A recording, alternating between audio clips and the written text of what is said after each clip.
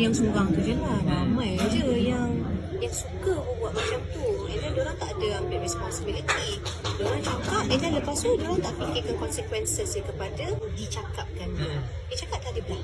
Dia macam apa belah macam tu kan. So they are very irresponsible, and then diorang sendiri tidak mahu memikirkan consequences macam masa saya. Macam kakak, I am a very positive person. So kakak macam okay kau tolak aja macam tu. Tetapi bayangkan kalau orang tu ada mental health, dia memang ada, bila benda macam ni dia boleh trigger kepada anorexia, boleh trigger kepada self harming, boleh trigger kepada suicide. Bayangkan if that things happen, kakak alhamdulillah kakak dididik, dibesarkan di dalam yang cukup kasih sayang, always support each other. Walaupun kakak tahu I am dalam standard manusia, I am not that beauty queen look, kita bukan nak masuk pageant kan, tetapi I know kakak cukup, alhamdulillah. So I'm confident in that sense. Okay, baru-baru ini kita dengar penyanyi Liza Hanim menjadi mangsa body shaming di media sosial. Katanya seorang netizen ini membandingkan beliau dengan artis lain dan juga mengatakan bahawa Kak Liza Hanim ni sedikit ke belakang dalam industri seni. Jadi sebenarnya pada tahun 2023 ni sebenarnya relevan lagi ke body shaming ni. Sedangkan bukan sahaja industri seni, industri lain daripada kita sekolah semua kita pernah dengar tentang body shaming ni. Jadi tajuk kita pada hari ini ialah body shaming, is it kecaman ataupun pandangan terhadap seseorang di Malaysia Madani ini. Jadi kita bawakan guest kita daripada UiTM Puncak Perdana. So boleh tak korang kenalkan diri sikit? Hello, so hi, Assalamualaikum. Saya Faris Rosaidi, merupakan sarjana muda pengurusan industri kreatif, pengurusan seni sekarang pada tahun akhir. So daripada saya pelajar daripada UiTM kampus Puncak Perdana. Okay, so hi, saya Amri Farizwan, based di kampus Shah Alam dan pelajar jurusan Conservatory Music. Body shaming ni dia membuatkan orang aware tentang bentuk badan mereka. Jadi dekat Malaysia ni sesuai tak sebenarnya body shaming ni, and kenapa? Okay, dari pandangan saya body shaming is actually dari segi fizikal. Yes. Kalau kita boleh lihat body shaming ni lahirnya daripada tak semuanya anak-anak yang daripada kelahiran ibu bapa, ibu yang mana lahirnya dalam keadaan mungkin saiz badannya berbeza. Ada yang saiz badannya yang mengecil, ada yang saiz badannya keluar-keluar saja sudah membesar. Tapi body shaming ni sebenarnya kalau di Malaysia, ini bukan sahaja di Malaysia, di luar negara pun body shaming ni ada. Cumanya untuk peringkat awal yang mana kelahiran itu sendiri dan setelah bila seorang individu itu bila meningkat ke arah dewasa, sebenarnya untuk body shaming sebenarnya dari segi kesihatan perlu jaga lebih awal di Malaysia. Dan kalau ikan body shaming, kalau katakan di Malaysia memang kita tengok ramai orang yang mana dari segi fizikalnya memang pelbagai. Itu yang saya dapat tahu daripada apa yang saya dapat daripada Malaysia, sudut Malaysia. Kalau macam saya, based on obesity di Malaysia memang sangat-sangat tinggi dia punya statistik. So macam bila cakap pasal obesity dan body shaming ni, perkara yang tidak wajar lah sebagai masyarakat untuk bercakap tentang seseorang. Dan bila kita sebut pasal body shaming tu, dia memang bad side. Maksudnya macam bila awak cakap pasal dia, awak ni gemuk lah, awak ni berisik lah, dia sebenarnya bukan untuk membina orang punya semangat dan keyakinan. Jadi dia semakin menjatuhkan semangat orang tu. Okay, so kita pergi pada a bit of personal lah. So korang ada tak like pengalaman body shaming tu? If korang don't mind untuk share. Saya tak adalah terjerumus ke body shaming yang kata obes. Sebab kata fizikal pun kita pun sebenarnya kurus je. Tapi di peringkat awal memang ada orang kata awak ni kurus lah, makan banyak sikit dan sebagainya. Kita sebenarnya kena tengok pihak pada dua perkara. Yang pertama kita mungkin ambil daripada positif ataupun kita ambil daripada negatif. Kalau kita tengok penyakit-penyakit yang kebanyakannya bila dah mengurus ni, kurus tu pun salah satu faktor kesihatan yang tidak baik sebenarnya. Yang mana kita lihat mungkin ada yang terjerumus mudah untuk penyakit-penyakit dalaman lah, kebanyakan pada dalaman sebabkan dari segi kesihatan kita.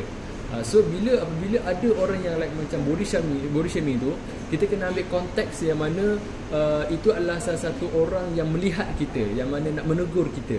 Tapi itulah kata sama ada kita ni decide yang ambil positif ataupun yang negatif.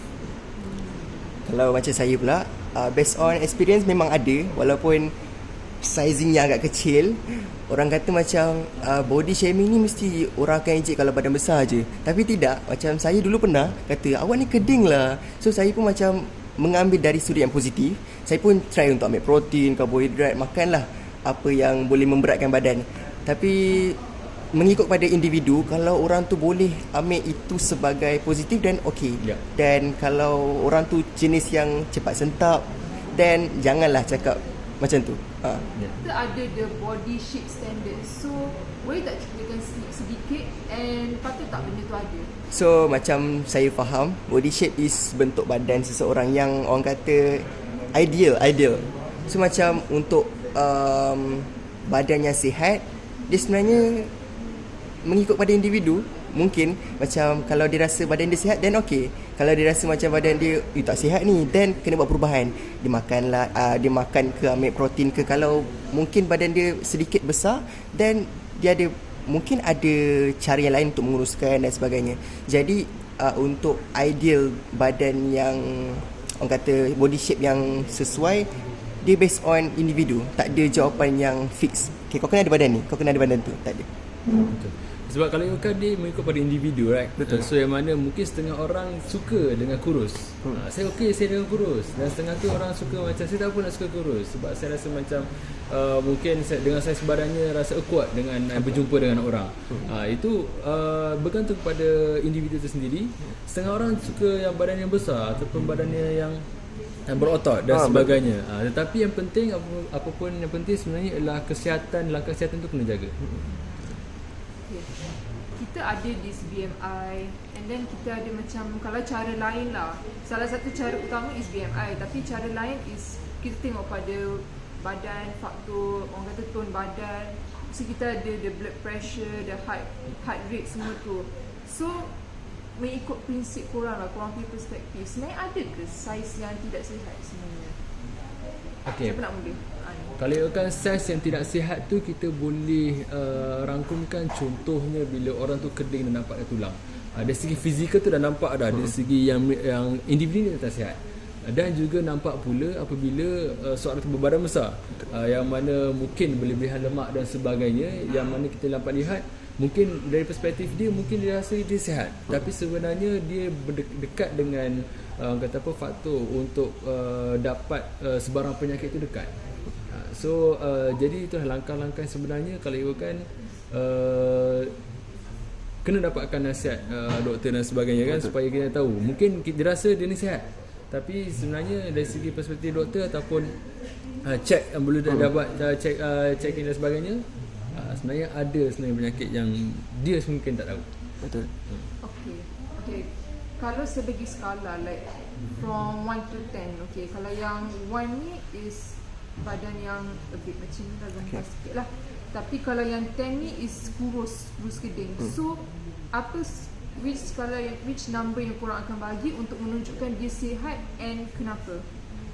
Maksudnya konsep di Malaysia ataupun macam mana? Di Malaysia. Di Malaysia, I would say that 7. Macam tadi saudari kata 1 yang paling besar, Yes. dan 10 yang paling kurus. Yes. Jadi mungkin tengah-tengah kot, antara 5 dan 6, pertengahan. Alright. Is it good or not kalau kita tegur orang yang macam tadi bagi 7, yang ni bagi 5? So is it good or not kalau kita nak tegur orang yang luar daripada skala yang korang bagi? Okay, dia kalau ikutkan teguran ni kita kena lihat pada orang lah. Contohlah kita kata 7, tapi bila kita berdepan dengan dia, mungkin kita boleh tanyakan dulu dari segi awak sihat ke tak. Sebab tu macam katalah, kita back to balik soalan tadi, mungkin dengan saiz badan dia nampak peringkat 7 tapi dia sihat je. Dia dalam keadaan yang dia selesa dalam keadaan dia. Jadi itulah bergantung. Kalau lah orang tu sendiri yang mungkin kita tanya dulu, awak selesa tak dengan badan awak? Sebab setengah orang tu memang aku okey kan, saya okey dengan saiz badan sekarang kan. So bila tanya, mungkin dia kata ada, saya okey, tapi itulah banyak orang mengata tentang sebaya dan sebagainya. Ada kat situ kita ambil langkah untuk menegur. Mungkin dari segi kesihatan ataupun dari segi saiz badan, takut yalah sebarang penyakit yang akan berlaku akan datang. So macam dari segi teguran berkenaan body shaming ni sebenarnya perkara yang sangat sensitif sebenarnya. Dan mungkin teguran tu boleh diberi secara dalam mesej ke ataupun tidak secara berdepan. Sebab direct. Kalau secara direct ni mungkin memang depan-depan dia akan nangis. So kalau boleh untuk teguran berkenaan body shaming ni jangan depan semua orang. Dan kalau boleh dalam mesej ke, saya nak bagi tahu ni, kalau boleh saya nak jujur awak punya body ni agak tidak sihat dan sebagainya. Jadi berkenaan teguran tu saya sarankan untuk tidak secara public. Itu saja. Terpulanglah kat orang kalau dia nak macam saiz badan yang macam mana. So is it this kind of mindset betul ke tak sebenarnya? Like my body weight is my choice. So apa pendapat korang? Okey, bagi pendapat saya, mungkin pada mulanya saya berkata begitu kan, which is mengikut pada body masing-masing. Tetapi itulah kita kena tengok konteks kesihatan. Contoh misalan kata ya obes, kalau kita tengok obes, penyakit obes, of course dia akan berdekat dengan kesihatan, which is yang menjejaskan. Jadi kalau lah dalam saiz badannya yang mungkin dia agak standard, maksudnya kita kena tengok balik pada kesihatan. Tapi kalau lah badannya dah kita tengok kita tak sihat, benda tu tak sihat, tapi dia akan cakap saya okey, saya sihat. Tapi sebenarnya yang ini kita kena ambil langkah yang mana kita kena menegur dan juga menasihati dan minta untuk mungkin dia boleh pergi jumpa dengan doktor dan sebagainya untuk check up dan sebagainya. Kalau kita nak tegur orang depan-depan pun benda tu salah. And also kalau kita nak macam tegur dia one to one pun takut nanti dia menangis.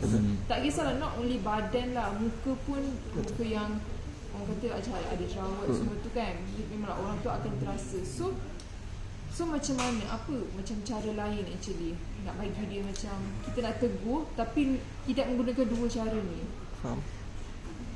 Itulah dari segi konteks teguran tu sendiri sebenarnya ya betul. Satu, kita bertegur di hadapan. Itu salah satu baiklah, di mana mereka tidak terasa dengan apa teguran kita, mereka lebih terima.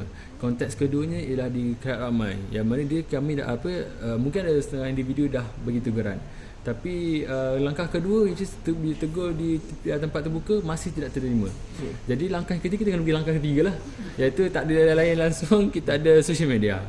Yang mana social media ni is actually platform yang mana mungkin boleh pendedahan kepada diri sendiri. Contoh kita dah bagi teguran dan sebagainya, dan kita sharekan satu teguran, dan teguran tu sebenarnya daripada social media yang mana dah beri pendedahan apa yang akan berlaku sekiranya dia tidak menjaga kesihatan. Sebenarnya kalaulah dia ada penyakit akan terjadi. So daripada video tu sendiri, bila mereka dah lihat video tersebut, so mungkin kesedaran tu kira macam kesedaran tu akan timbul dengan mereka sendiri. Macam tadi dari segi teguran tu, macam saya sendiri pernah alami macam apa yang saudari tanya tadi berkenaan face shaming, body shaming. Jadi macam orang di sekeliling saya pernah lah cakap macam awak kenapa muka macam ni, kenapa badan macam ni. Jadi macam saya pun bukan saya nak minta benda ni kan. So macam kalau dari segi teguran tu, tak ada teguran yang tak menyakitkan hati. So macam at the end of the day, awak kena terima juga teguran tu untuk perbaiki diri awak. So macam saya pun mula-mula tu memang sakit hati, macam kenapa diorang cakap depan-depan. Lepas tu dalam lama saya macam cuba untuk fahamkan apa yang mereka cerita. Dan saya pun try lah belajar skincare, belajar pasal itu, pasal ini. Dan Alhamdulillah perubahan tu makin better dan mereka akan senyap. Itu saja. The thing is kita reflect kan. Bila orang tegur, kita reflect pada diri kita sama ada kita nak terima ataupun tidak. Daripada a bit of medical lah, okay. Kalau contoh macam patient pergi jumpa doktor, and then patient ni dia obese, okay, obese ke, maybe kulit muka yang bermasalah. So patut ke sebenarnya doktor cakap dia obses, number one? Ataupun kalau dari segi dermatologi, patut tak doktor tu cakap kulit awak ni bermasalah, awak patut macam do something, macam tu? Patut tak sebenarnya benda tu? Bagi saya benda ni sebab kita ni orang yang biasa. Mungkin doktor-doktor yang dah pun banyak pendidikan dan belajar, dia tahu Dia tengok orang ni, spesifik orang ni, oh awak ada masalah kesihatan, dia beritahu awak ada masalah kulit, awak ada masalah badan. Sebenarnya benda ni kalau ikut individu kita sepatut terima, sebab dengan siapa lagi kita nak percaya dengan orang. Contoh kalau orang kata, orang luar cakap awak ni gemuk, sedangkan doktor cakap awak ni gemuk tapi sihat. Jadi kita ambil mana? Of course kita akan ambil yang mana pakar. Yang mana pakar akan cakap ada masalah kesihatan dan sebagainya, kita akan terima benda tu. Siapa lagi nak jaga kesihatan kita kan? Kalau bukan doktor kan? Ya. Kalau lah anda kata macam kalau doktor tu tak boleh nak tegur patient semua tu, so patut tak doktor tu macam diam je diri instead of bagi tahu? Macam sebagai seorang doktor, dia tak boleh macam terlampau menjaga hati orang tu. Macam awak okey, awak sihat, padahal secara in reality awak tak sihat pun. Tapi kena bagi tahu macam okey, awak tak sihat, tapi apa solution dia. Jadi macam okey, ambil ubat dan sebagainya. Jadi sebagai seorang doktor, sifatnya kena berterus terang dan kena bagi jalan penyelesaian. Bukan sekadar shame semata-mata. Alright, so antara mental health and also physical health, which one yang paling penting? Dari saya, mental health lebih penting sebenarnya. Sebab kalau kita tengok mental health awareness pun dah banyak buat, melainkan physical. Sebab mental health ni dia terjerumus kepada kesihatan yang tinggi. Kalau ikutkan statistik, mental health lebih tinggi daripada fizikal. Sebab kalau ikutkan fizikal, walaupun kurus pun, walaupun dia gemuk dan sebagainya, tapi kalau kesihatan itu dijaga, tak ada masalah. Tapi kalau lah badan macam kita ambil bodybuilder kan, bodybuilder ke apa, tapi kesihatan tak jaga, itu akan jadi masalah. So mental health itu lebih penting sebenarnya. So macam antara physical dengan mental health. Mental health paling perlu dijagalah sebenarnya, sebab dia soal kematian dan sebagainya. Benda tu kena dijaga. Dan kalau nak dibandingkan macam body shaming ni, orang macam kalau badan besar, orang macam comelnya. Ada orang macam boleh buatkan itu sebagai hiburan. Tapi kalau mental health ni nak hibur apa? Benda tu kan sensitif sangat. So jadi benda yang paling diutamakan dan perlu dijaga sebagai seorang masyarakat adalah mental health. Lagi satu, mental health ni dalaman. Kadang orang tak bagi tahu, kita orang malu. Tapi fizikal ni orang tahu. Betul. Itu yang sebenarnya pendedahan kita kena tahu. Okay. Is it hak orang tu tak kalau dia macam dia tak nak, macam bukan dia tak nak, dia pilih untuk tidak sihat? Tidak sihat. Semua orang tak jangka kematian bila. I would say that itu je. Sebab semua orang tak jangka kematian bila, tapi semua orang bertanggungjawab untuk menjaga badan diri sendiri. Which is, ialah kita nak kata kita nak jaga badan kita nak pakai lama. So everyone that should be know dia punya kesihatan. Jadi mungkin kalau ada nampak kesihatan, mungkin hari ke hari nampak berkurangan ataupun perubahan, kena ambil langkah berjaga and jumpa dengan pihak pakar lah untuk check. Pilihan untuk menjadi seorang yang tidak sihat. Yes. So macam kita dah lakukan tugasan kita sebagai seorang yang menegur, dan tugasan mereka pula sama ada nak terima ataupun tidak. Tapi kalau tak nak terima, it's up to them lah kan. Kalau nak terima, then okay, just buat perubahan. Tapi kalau tak terima, it's okay. Itu antara anda dengan diri anda sendiri. Okay, kita kan kalau macam BMI kan, kita ada underweight, normal, overweight, semua tu lah dan sebagainya. So is it, benda ni semua kategori berlainan. So is it patut tak macam kita respect benda tu? Faham? Okay, kalau kan kategori ni perlu divisualkan, sebab biar masyarakat tahu macam mana, di tahap mana. Lagi-lagi bila Malaysia letakkan visual ataupun letakkan statistik, benda kita kena tahu dan kita kena ambil tahu lah yang mana bila kata kita bandingkan kan, macam kita lihat yang kurang sihat sekian peratusnya, yang ni kena tinggi sikit peratusnya. Daripada situlah kita akan ambil langkah berjaga-jaga sebenarnya daripada kesihatan. So bagi saya itu perlu. Kalau tengok dekat Google pun macam ada skala yang tidak sihat, obes tinggi mana, yang sihat tinggi mana. Jadi sebenarnya itu bukan nak memberitahu masyarakat yang macam mana? Nak menakutkan. Tidak. Tapi untuk awareness, bagi semua orang jelas yang kesihatan tu penting. Memang dekat Malaysia ni makanan sedap. Makanan dekat Malaysia ni ada nasi lemak dan sebagainya. Jadi dalam masa sama, kesihatan tu pun kena jaga. macam patut tak media ni bagi ruang untuk orang yang berbadan besar dalam industri untuk berada untuk be portray dalam media? Kadang-kadang bila seorang obesiti, mungkin dia tahu mengalami obesiti, dan kadang-kadang ada setengah obesiti ni yang memang tengah berlaku untuk mereka, dia sendiri nak ambil langkah berjaga-jaga.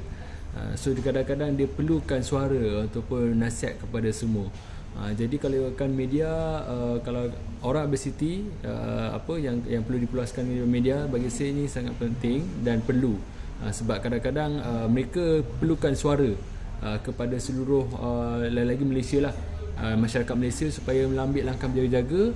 Dan mungkin kategori ini juga dapat daripada kesihatan ke, daripada pihak-pihak jabatan-jabatan kesihatan ke yang boleh ambil cakna ada kategori ini yang terlepas, ataupun yang boleh bagi awareness lebih lagi kepada mereka-mereka ini. Yelah, siapa je nak yang badan besar kan, dan siapa je tak nak yang nak kuruskan balik badan kan. Ya, sebab kita tak minta benda tu berlaku, dan bila kita dah dapat macam tu, then try untuk fix benda tu. Ya. Alright, how buat macam kalau kita tahu kita ada macam program TV lah, program TV yang diorang selalu pakai macam lawak-lawak, fat jokes, face shaming, dia cakap pasal warna kulit semua tu. So benda tu sebenarnya patut ada tak sebenarnya zaman sekarang? And kalau andai kata kalau kita buang lawak-lawak macam ni, adakah kita macam terlalu, masyarakat kita ni trigger akan benda tu? Biasanya lagi-lagi zaman pun dah zaman era orang kata sebagai alpha, generasi alpha, yang mana pendedahan media sosial sangat dekat. Bagi saya untuk yang menghentikan, that should be kita menghentikan sebenarnya, sebab ini bukan zaman era yang kita kata mudah untuk orang tu terima. Dan sebaiknya ialah kita pun tengok kalaulah satu perkara itu dah viral berkenaan dengan kesihatan, orang judge dan so on and someone ke apa kan, so kita takut benda ni terjejas, dan negara-negara lain pun akan tengok macam mana Malaysia ni punya masyarakat. So saya rasa benda tu perlu dihentikan sebenarnya. Dan sebenarnya kalau macam lawak, tak semestinya lawak yang berkenaan judge ni, macam body shaming dan sebagainya ni, sebenarnya ada je lawak-lawak yang lain boleh diterima oleh masyarakat. Tapi yelah, macam si pelawak fikir yang bila kita gunakan lawak macam menghina badan dan sebagainya, orang akan mudah terima, orang akan mudah gelak. Tapi sebenarnya benda tu sambil gelak sambil terasa. Yeah. So kalau macam saya minta untuk kurangkanlah lawak-lawak macam tu. Dan benda tu akan dilihat oleh masyarakat lah, sebab benda tu kan secara live, secara tontonan umum dekat YouTube dan sebagainya. Okay. Kalau listener saya introkan seorang penyanyi lah, dia jadi mangsa face shaming and also pernah jadi mangsa body shaming oleh netizen lah. So rasa benda tu sebenarnya patut tak sebenarnya netizen nak cakap macam tu pada artis? Is it macam bila artis buat persembahan kan, memang rupa itu menjadi satu keperluan ke sebenarnya untuk zaman sekarang? Macam mana? Kalau ikut zaman sekarang, kalau ikut rupa, sebab kita nak, kalau ikutkan industri Malaysia, kita nak menjaga kualiti. Sebab ialah kadang-kadang penerimaan untuk ke antarabangsa dan ataupun kebangsaan dan sebagainya, penilaian rupa tu juga sebenarnya is penting. Sebab mungkin kadang-kadang ada setengah orang ni rupanya kurang dilihat, tetapi suaranya ataupun bakatnya ada. Tetapi itulah kita ambil konteks yang mana penjagaan dari segi rupa itu pun sangat penting, tetapi tidaklah menghalang kalau kata rupa itu kurang, bakat dia tidak boleh peluaskan. Sebab sebaiknya ada juga rancangan-rancangan yang bukan saja macam vokal bukan sekadar rupa. Itu salah satu rancangan yang bagus, yang mana tidaklah you kata okey hanya orang yang berupa baik saja yang boleh perkenalkan bakat mereka. So macam kalau nak dibandingkan industri Malaysia dengan Indonesia, yang paling dekat lah Indonesia punya industri, dia tak terlampau fokus kepada wajah, dia more tu bakat. Even pengamen pun diorang akan masuk je jadi artis. Nak dibandingkan dengan Malaysia pula, Malaysia senang. Diorang akan cari yang famous, yang ada rupa. Jadi dekat situ mungkin mindset masyarakat lah kot. Macam dekat Indonesia asalkan as long awak ada bakat dan awak akan boleh diketengahkan. Nak dibandingkan dengan Malaysia, macam saya cakap tadilah, ada fame, ada dan rupa boleh jalan. Mungkin bakat tu tak seberapa macam negara seberang. Kita tahu Malaysia ni mempunyai bilangan orang yang obses ni ramai. So is it body shaming ni sebenarnya it's not a big problem ataupun masalah besar untuk kita? A big problem untuk kita dari segi kesihatan terhadap individu, tetapi a big problem juga untuk masyarakat yang mana nak kata body shaming pada orang itu sendiri. Sebab kita pun tahu negara Malaysia banyak kira kata menu-menu dari segi makanan banyak jenis dan juga dan pelbagai. Jadi sebenarnya itulah kalau kan kedua-dua ini dari kedua-dua pihak lah, which is yang mana obesity juga sebenarnya kita tidak boleh kata nak body shaming kan terhadap mereka sebenarnya, dan daripada obes juga telah kena terimalah. Saya rasa terima tu kan is much better. Macam sebagai masyarakat, sebenarnya tak semua teguran perlu kita lontarkan sebenarnya. Ada benda yang kita perlu simpan dan macam obesity ni lagilah kita perlu, kalau nak tegur tu cara lain supaya tidak menyakiti. Tapi memang kita tahu setiap teguran pasti akan menyakitkan hati orang. Cumanya kita cuba sebagai masyarakat, cuba sebaik yang mungkin untuk mengelakkan beliau terasa. Okay. Kalau body shaming ni membudayakan lifestyle yang sihat, is it satu kesan yang buruk ataupun dalam masa yang sama sebenarnya menyakitkan hati orang? So macam mana korang punya opinion? Faham soalan? Macam awak cakap tadi, obesity ni kalau kita pandang dari sudut yang positif, sebenarnya macam cuba bayangkan macam awak keluar rumah, tengok-tengok semua obesity, tak ada yang sihat. Dia jadi macam kita ni hidup dalam keadaan yang sihat ke tak sihat sebenarnya. Dan benda tu sebenarnya sebagai masyarakat jadi macam tak berapa senang lah untuk mata memandang. Tengok-tengok macam ramainya tak sihat. Kita jadi macam terasa macam kenapa negara kita ni tak macam negara orang lain. Negara kita yelah makanan sedap dan dalam masa sama tak sihat pula tu. Jadi macam as a masyarakat perlulah sedar benda tu sebenarnya obesity ni bukan perkara yang boleh kita normalise kan. Macam mana? Itulah saya setuju dengan apa kata Amri. Sebenarnya ialah dari segi obesity ni kita kena tengoklah dari segi konteks. Memang ialah bila keluar je kita akan tengok orang ramai tak sihat. Diibaratkan macam kita ni keluar tapi tiada pencahayaan, which is tiada jalan ataupun kita tengok kat luaran kenapa hari ni lain sekali itu mungkin kita akan rasa macam kita akan pelik. Macam tu jugalah apa yang orang obesity rasa. Bila dia keluar kita ramainya sihat daripada aku. So daripada situ dia kesedaran tu akan ada yang mana I try untuk jaga kesihatan, untuk jadi macam mereka juga. Itu kalau obesity. Kalau kulit yang bermasalah tu lebih kepada wajah, masalah wajah tu macam mana pula? Kalau dari segi wajah ataupun kulit, ya kadang-kadang orang yang orang individu yang lahir tu tak semestinya akan lahir dalam keadaan yang fizikalnya dengan bagus. Kadang ada mungkin daripada kecil lagi ada masalah kulit dan sebagainya. Kalau daripada situ kalau di segi masyarakat kita kalau dengan berjumpa dengan orang-orang sebegini ialah kita mendekatkan mereka, bukan kita menjauhkan daripada mereka lah. Sebab daripada situlah kita juga sebenarnya berperanan untuk menegur ataupun memberi nasihat. Mungkin macam back to soalan sebelum ini juga, which is jumpa dengan doktor dan sebagainya lah untuk cek kesihatan dan sebagainya. Bila kita jumpa orang-orang yang macam mungkin ada masalah kulit dan berjerawat, sebab dia pun sebenarnya ada cermin kat rumah dia boleh tengok kat muka dia macam mana. Jadi tak perlu bagi tahu sebab dia dah tahu. Itu je. Kalau body shaming and also face shaming ni dia menunjukkan sebenarnya kita ni macam tak prihatin and also biadab lah. Maksud dia orang kata kurang adab lah begitu nak tegur semua tu. So is it kurang setuju ke or not? For me tidak, sebabkan teguran itu terbuka dan tidaklah kata saya ni siapa je nak menegurkan. Tapi sebenarnya kalau kita dari pandangan kita lihat kita boleh menegur. Semua orang berhak untuk menegur, sebab bukan apa kita menegur sebenarnya untuk kebaikan individu sendiri, melainkan teguran itu menyakitkan orang itu sendiri. Jadi sebenarnya tidak ada apa orang kata spekulasi ataupun rasa macam hanya orang tertentu je kot yang boleh tegur. Kan? Sebab ialah dengan sekeliling kita kena ambil pandangan terbuka. Dan kita cuba untuk menerima teguran sebenarnya. Dia bila cakap pasal prihatin ni, takkanlah macam kita kan bila jumpa stranger macam, awak muka merah ni, awak nak apa-apa suplemen ke? Nampak macam lagi tiba kan. Lagi sakit hati. Lagi sakit hati.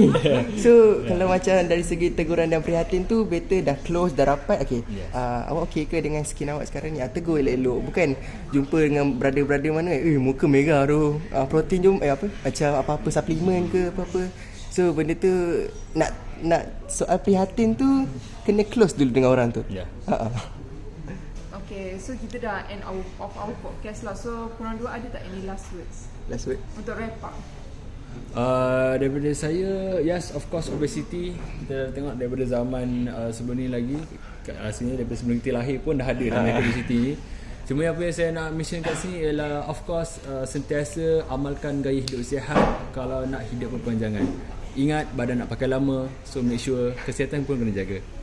Macam nasihat daripada saya, yang orang yang pernah alami waktu dulu-dulu, kalau macam dari side orang yang bermasalah kulit dan obesity ke apa kan, korang bila dikecam oleh masyarakat, just terima dengan hati yang terbuka dan cuba untuk dapatkan teguran itu dan terima sebagai batu loncatan untuk korang maju ke depan. Jangan korang rasa macam, aku ni ramainya orang kutuk, mana boleh macam ni. So jangan down. Dan dari masyarakat pula, jangan mudah untuk judge orang, lagi-lagi stranger. Kalau dekat social media tu macam, dulu awak muka bersih je, sekarang dah tak bersih, kenapa kan? Jangan, sebab dia tahu apa yang dia alami. So tak perlu beritahu pun. Okay? Alright, itu saja untuk podcast kita hari ini. Jadi saya nak ucapkan terima kasih kepada Faris dan juga Amir, and also MPP Puncak Perdana, UiTM Puncak Perdana, kerana sudi berada dalam interview podcast kita pada hari ini. Jadi jom berubah bersama MKR. Jangan lupa follow media sosial kami. Terima kasih and bye. Bye.